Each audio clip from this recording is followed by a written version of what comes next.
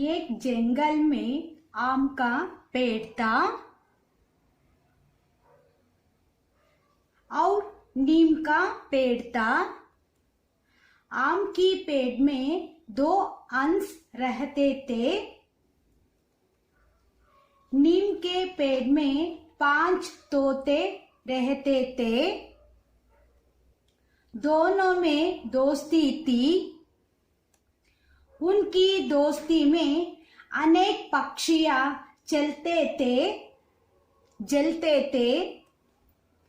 पक्षियों ने दोनों लड़वाने की कोशिश की, लेकिन वे सच्चे मित्र थे।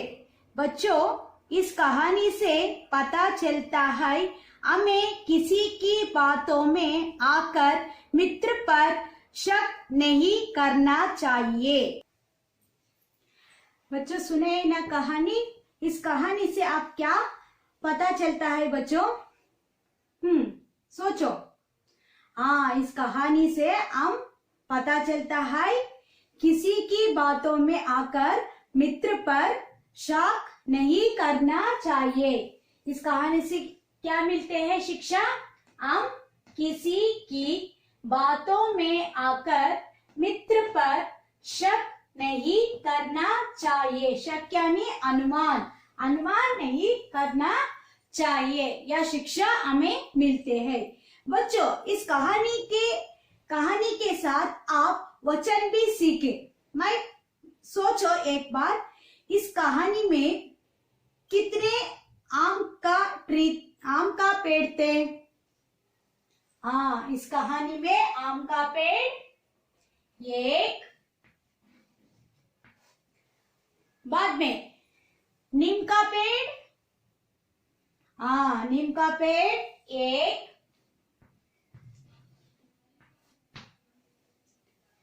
आम का पेड़ में कितने हंस रहते थे? सोचो। हाँ, 2 अंश रहते थे। आम के पेड़ में 2 हंस रहते थे। नीम के पेड़ में कितने तोते रहते थे? हाँ, 5 तोते रहते थे। 5 पक्षियां, हाँ, पक्षियां अनेक।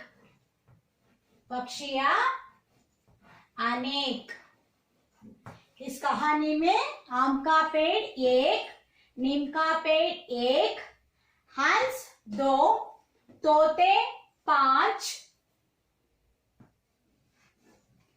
पक्षियां अनेक। उसे हम कहते हैं वचन। क्या कहते हैं बच्चों? वचन के परिभाषा मैं बताती हूँ, ध्यान से सुनो। शब्द के जिस रूप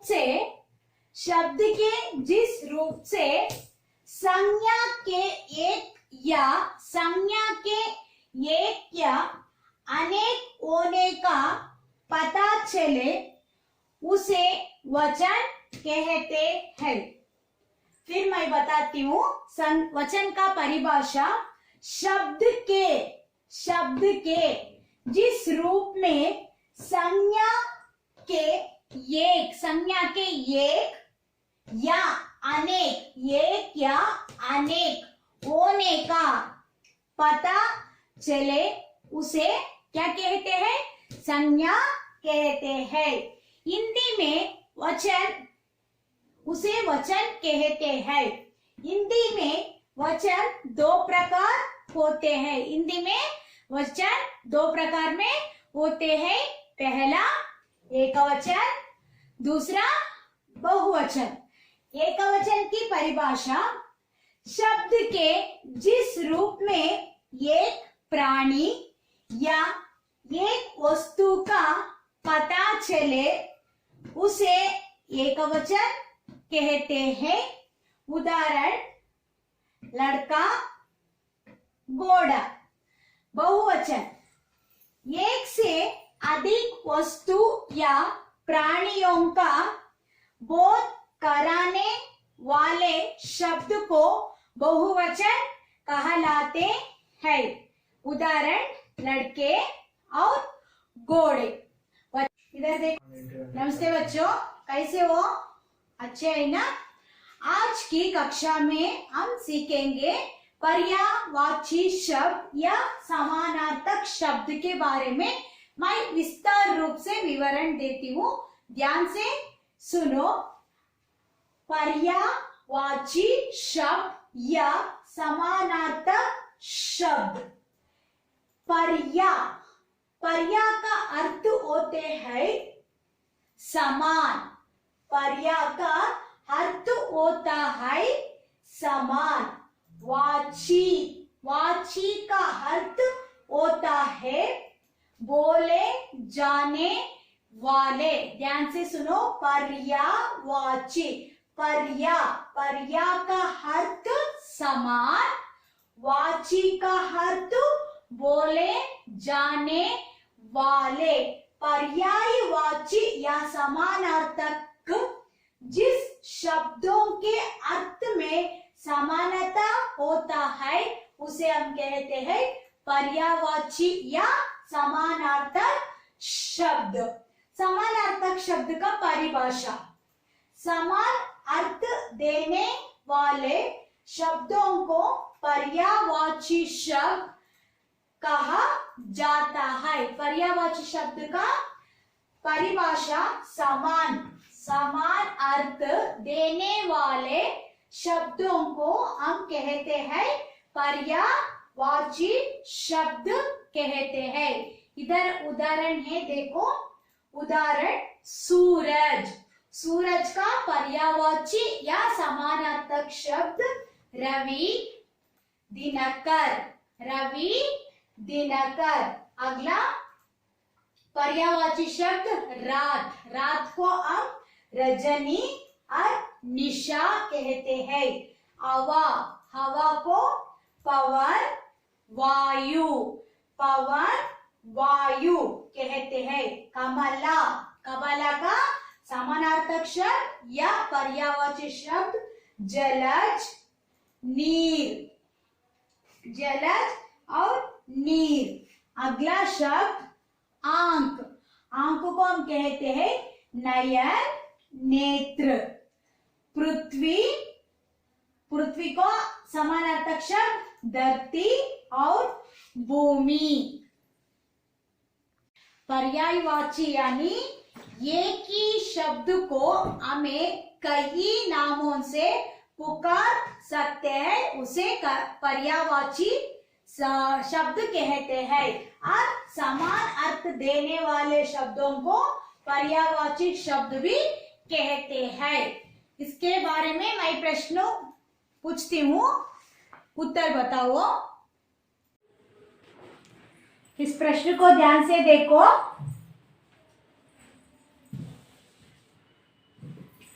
डैश जंगल का राजा है, इन ब्रैकेट सिंह शब्द का पर्यायवाची शब्द या समान अर्थ शब्द बताओ। सिंह का पर्यायवाची शब्द शेर।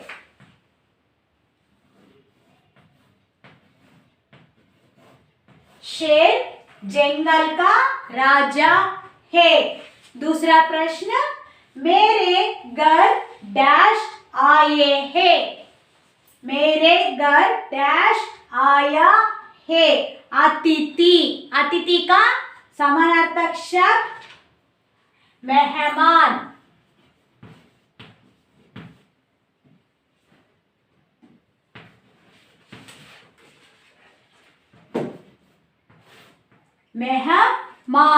नेक्स्ट तीसरा क्वेश्चन, हमें अधिक डैश लगाने चाहिए। ब्रैकेट पेड़ शब्द का समानार्थक शब्द वृक्ष।